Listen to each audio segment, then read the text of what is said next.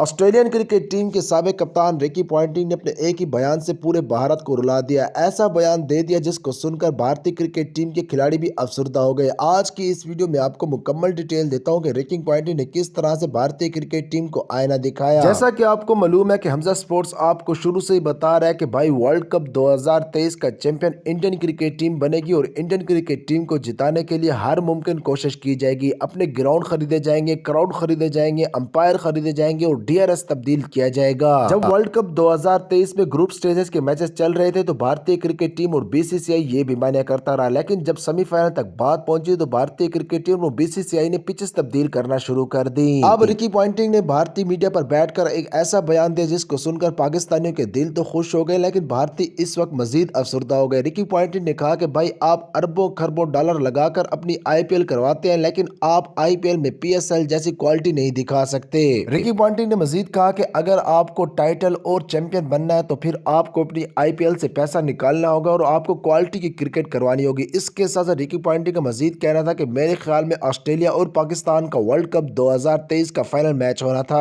Ricky Ponting का मजीद कहना था कि लेकिन हम सब जानते हैं कि पाकिस्तान क्रिकेट टीम को किस तरह से वर्ल्ड कप 2023 से निकाला गया। ऑस्ट्रेलिया वाला मैच पाकिस्तान क्रिकेट टीम जीत सकती थी, लेकिन वार्नर का कैच ड्रॉप हो गया और उसके बाद फिर पाकिस्तान क्रिकेट टीम की स्ट्रेंथ के खिलाफ पिचेस तैयार करवाई गई ताकि पाकिस्तान क्रिकेट टीम बाहर हो जाए। पॉन्टिंग का मजीद कहना था कि पाकिस्तान और साउथ अफ्रीका के दरमियान मैच में पाकिस्तान क्रिकेट टीम को किस तरह से वो मैच हरवाया गया आप सबको भी याद होगा। इसके साथ पॉन्टिंग का मजीद कहना था कि वर्ल्ड कप 2024 जो होने वाला है उसमें मेरी अभी से दो फेवरेट टीमें हैं, एक पाकिस्तान और दूसरी ऑस्ट्रेलिया।